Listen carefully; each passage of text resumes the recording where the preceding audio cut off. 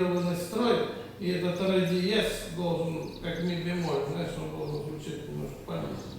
Он должен в гармонию вписаться.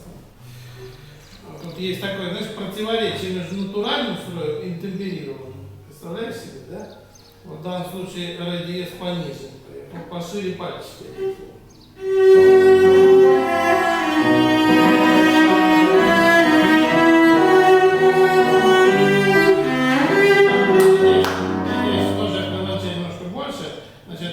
Первую позицию возьми, чтобы тебе было удобно.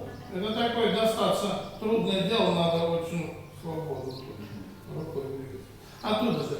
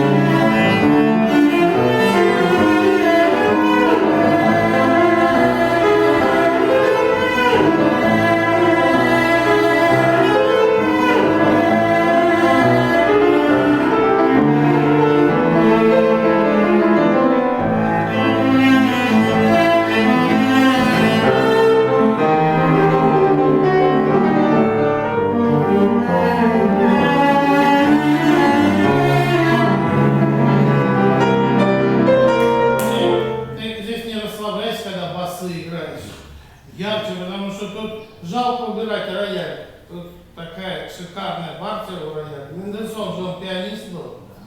Он написал для рояля, потрясающе.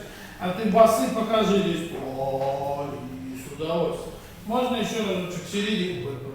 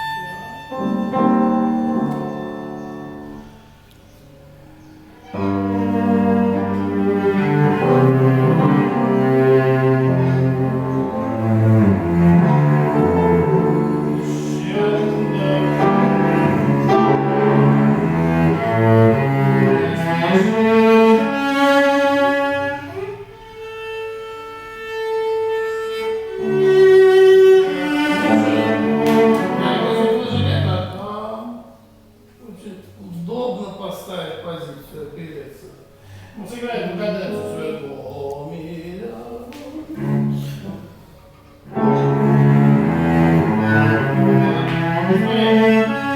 Смотри, ля почище, и потом не задевай здесь соседние струны. Будь очень аккуратен, пожалуйста.